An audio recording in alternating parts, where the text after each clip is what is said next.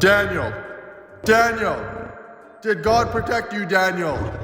Really? He sent an angel and kept you safe? Praise be to God. Hey kids, come here. Help me pull Daniel from his den.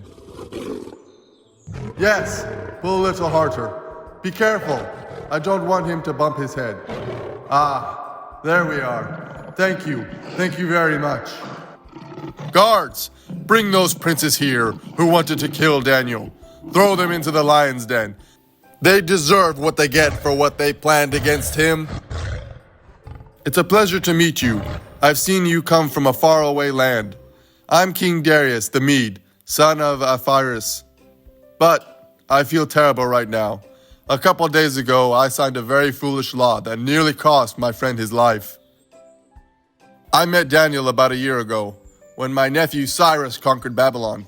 Yes, Daniel was one of our prisoners of war. Actually, I've heard a lot about him before I ever met him in person, because he was King Nebuchadnezzar's most trusted advisor. Anyway, when we conquered Babylon, I organized the huge Medo-Persian Empire into 120 provinces and placed one prince in charge of each. Above those princes, I set 3 presidents to help supervise everything, and one of those presidents is Daniel. But I was thinking about putting Daniel over the other 2 presidents, and that's what got Daniel into trouble. The princes and presidents were jealous of Daniel, so they started to think of ways to get rid of him. They spied on him to find something he was doing wrong. Anything. But they found nothing because he's obedient in every way and always does excellent work. Even though Daniel's more than 20 years older than I, yes, in his 80s now, he still has a sharp mind and a healthy body. It must be because of his healthy vegan diet and all that praying he does. So in order to get rid of Daniel, they had to attack his faith. These jealous men came up with a law forbidding everyone from praying to their own gods. For 30 days, everyone was to pray to only me. Really, this was a little tricky to do because the Persians give religious freedom to everyone living in this empire. But the thought of being a god for the month was tempting for me. They flattered me with their words and made me feel proud. And without thinking about the consequences, I fell for their lies. I signed that awful decree that included the death in the lion's den.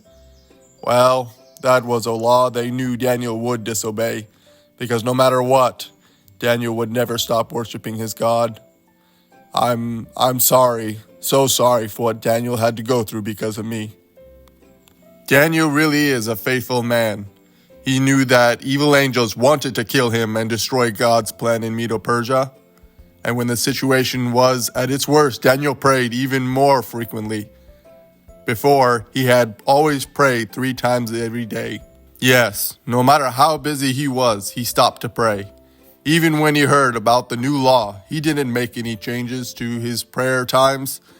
The day after the law was made, Daniel knelt before his open window just as before.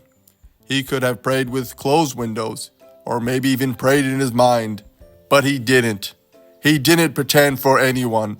Everyone, including those wicked princes, saw him clearly as he opened his window in prayer.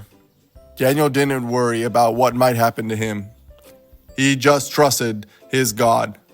Amazing, isn't it? So, early yesterday morning, the princes came to tell me about Daniel. When I heard them, I realized I had been trapped. Through their words, I saw the hatred they had for Daniel and his God. How could I be so foolish?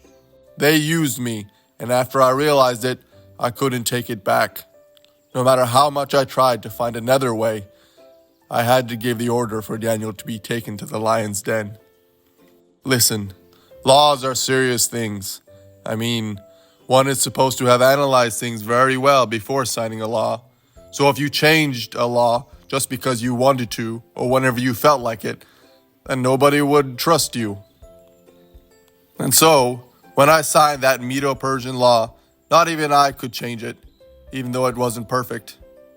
But, from what I understand, God's law is perfect, and there is no reason to change it. In fact, now that I think about it, God would never change his law. If he did, it would no longer be perfect. You know, I couldn't really trust a God who does change. I couldn't sleep last night.